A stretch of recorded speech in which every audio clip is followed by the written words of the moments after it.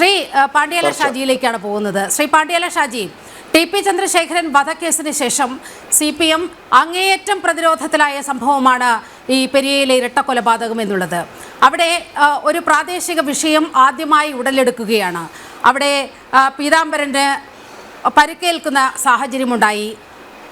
അവിടെ നടന്ന പ്രതിഷേധ യോഗത്തിൽ VPP മുസ്തഫ എന്ന് പറയുന്ന CPMന്റെ നേതാവ് പറഞ്ഞത് ഇവരുടെ തല പൂങ്കുല പോലെ, തെങ്ങിൻ പൂങ്കുല പോലെ ചിതറിത്തെറിപ്പിക്കുമെന്ന് പ്രസംഗിച്ചുകൊണ്ട് പ്രകോപനപരമായ പ്രസംഗമുണ്ടാകുന്നു. ഇതിന് പിന്നാലെയാണ് ഇത്തരത്തിൽ ഈ അരും കൊല അവിടെ അരങ്ങേറുന്നത്. യഥാർത്ഥത്തിൽ TP കേസിൽ പയറ്റിയ അതേ തന്ത്രങ്ങൾ തന്നെ ഈ പെരിയ കേസിലും CPMഉം LDF സർക്കാരും പിണറായി സർക്കാരും പയറ്റി എന്നതല്ലേ ഇതിൻ്റെ നാൾ വഴികൾ പരിശോധിക്കുമ്പോൾ മനസ്സിലാക്കേണ്ടത്?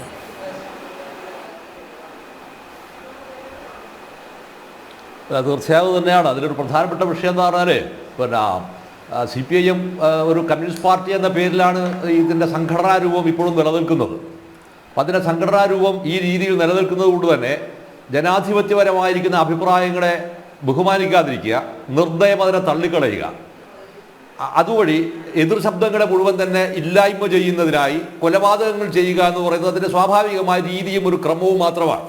ഇതിൽ ഏറ്റവും പ്രധാനമായി നാം ഒരുപക്ഷെ ശ്രദ്ധിക്കേണ്ടുന്ന സംഭവം, ഈ സർക്കാർ അധികാരത്തിന് വന്ന് ഇപ്പോൾ 8 വർഷക്കാലത്തോളമായി. ഈ 8 വർഷക്കാലത്തിനുള്ളിൽ വിവിധങ്ങളായ കേസുകളിലൂടെ CBI എൻക്വയറി ആവശ്യമില്ല എന്ന് പറയുന്ന ഒരു വാദം ഉന്നയിക്കുന്നതിന് മാത്രമായി ചെലവാക്കിയിട്ടുള്ളത് 100-ൽ പരം കോടി രൂപയാണ് എന്ന വിചിത്രവും ദുഃഖകരവുമായി അത്ഭുതകരവുമായി സത്യം നമ്മുടെ മുമ്പിൽ ഇവിടെ കിടക്കുകയാണ്. അവിടെ ഇത്തരത്തിൽ ചെലവാക്കപ്പെടുന്ന തുകകൾ മുഴുവൻ തന്നെ ഈ മുഖ്യമന്ത്രിയെയും മുഖ്യമന്ത്രി പ്രതിനിധീകരിക്കുന്ന പാർട്ടിയുടെയും പാർട്ടി സെക്രട്ടറിയുടെയും വേണ്ടി വന്നാൽ വ്യക്തിപരമായി അവിടെ സ്വത്ത് ലേലം ചെയ്ത് വിറ്റ് ഖജനാവിലേക്ക് തിരിച്ചുപിടിക്കാനുള്ള ഒരു സന്നദ്ധതയും കൂടി കോടതി ഇതിനോടൊപ്പം തന്നെ കാണിക്കേണ്ടതുണ്ട് എന്നൊരു അഭിപ്രായം കൂടി ഞാൻ നടത്തുകയാണ്. ഇതെന്തുകൊണ്ടാണ് ഇങ്ങനെ പറയേണ്ടി വരുന്നത് എന്ന് പറഞ്ഞാൽ, നിങ്ങൾക്ക് ആരെ വേണമെങ്കിലും കൊല്ലാനും ആരെ വേണമെങ്കിലും എതിർക്കാനും ആരെ വേണമെങ്കിലും ഇല്ലാതാക്കാൻ അധികാരമുണ്ട്.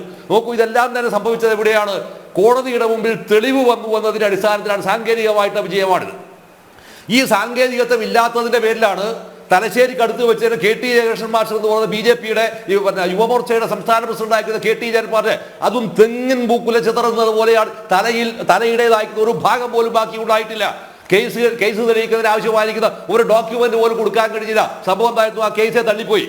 ഈ തള്ളിപ്പോയിരിക്കുന്ന ആളുകൾ ഇത് വരുമ്പോഴെന്നാണെന്ന് പറഞ്ഞാൽ കെട്ടിച്ചമച്ചിരിക്കുന്ന കേസാണ് എന്ന വാദമുഖമാണ് ഉന്നയിക്കുന്നത്. അപ്പൊ ഇങ്ങനെ ഓരോ തരത്തിലും ഇത്തരത്തിലുള്ള വാദമുഖങ്ങൾ ഉന്നയിച്ച് വരുമ്പോൾ സത്യത്തിൽ ഇവർക്ക് വിയോജിക്കാനുള്ള അവകാശമുള്ള ഒരു അവകാശത്തെ റദ്ദ് ചെയ്യുക മാത്രമല്ല, വിയോജിപ്പിന്റെ നേരിയ ശബ്ദം പോലും ഇല്ലാതാക്കാനുള്ള ബോധപൂർവമായ ശ്രമങ്ങളാണ് നടത്തുന്നത് എന്നതാണ്. ഇവിടെയാണ് കൃപേഷിന്റെയും ശരത്ലാലിന്റെയും ആ 2 അച്ഛന്മാരും അമ്മമാരും അവരുടെ സഹോദരിമാരും സഹോദരന്മാരും അവരുടെ കുടുംബവും കൂടി കൊടുത്തിരിക്കുന്ന നികുതി പണമല്ലേ എടുത്തിട്ട് ഈ കൊലപാതകത്തിന് ഇരകൾക്ക് നീതി കിട്ടരുത് എന്ന് വാദിക്കുമ്പോൾ സത്യത്തിൽ ഇയാൾ ഏത് ഇടതുപക്ഷ രാഷ്ട്രീയത്തെ പ്രതിനിധീകരിക്കുന്ന ഒരു മുഖ്യമന്ത്രിയാണ് എന്നതാണ് ജനാധിപത്യപരമായി വരേണ്ടുന്ന ഏറ്റവും ഗൗരവതരമായിരിക്കുന്ന ചോദ്യം. അതാണ്. പക്ഷെ ഇത്തരത്തിലുള്ള ഒരു ചോദ്യം ചോദിക്കാതിരിക്കുന്നത് കൊണ്ടാണ് ഈ ഒരു വിചിത്രത ഉണ്ടാവുന്നത്. നോക്കൂ, നിങ്ങൾ ഇതിനേക്കാൾ മറ്റൊരു ഉദാഹരണം നിങ്ങൾ വരാം. ഇപ്പൊ തലശ്ശേരി നടന്നിരിക്കുന്ന ഫസലിന്റെ വധക്കേസ്, ആ ഫസൽ വധക്കേസിനകത്ത് കേസിന്റെ സ്വാഭാവികമായ അന്വേഷണം നടന്നു. അതിനകത്ത് പെസകുണ്ടാകുന്നതെന്ന് അന്നത്തെ അവിടുത്തെ സർക്കിൾ ഇൻസ്പെക്ടർ ആയിരിക്കുന്ന രാധാകൃഷ്ണൻ എന്ന് പറയുന്ന അന്വേഷണ ഉദ്യോഗസ്ഥൻ കണ്ടെത്തുന്നു.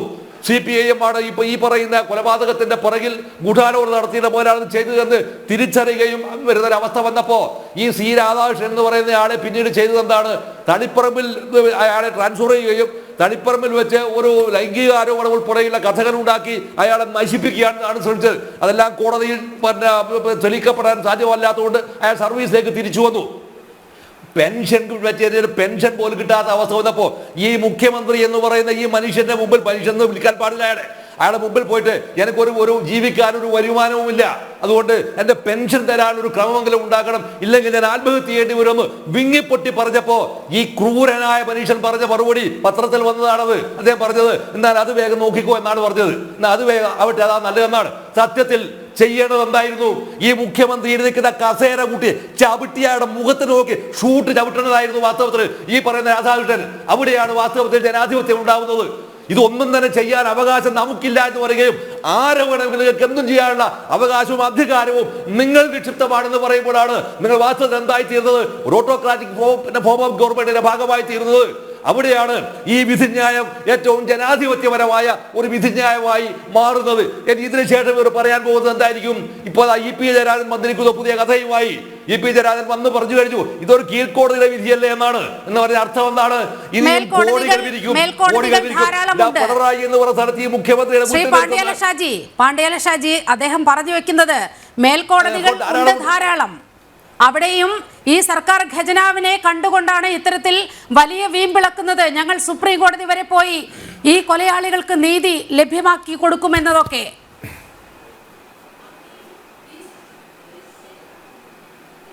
അതുകൊണ്ടാണ് ഞാൻ പറഞ്ഞത്. അതുകൊണ്ട് സംഭവം എന്ന് പറഞ്ഞാൽ ഇതുവരെ ചെലവഴിച്ചിരിക്കുന്ന തുക, ഈ തുക എന്ന് പറയുമ്പോൾ ഇയാളുടെ വീടും ഇയാൾ സമ്പാദിച്ചു കൊടുക്കുന്ന പണം ജപ്തി ചെയ്തെടുത്തിട്ട് ആ പണം ഖജനാവിന് അടക്കണം.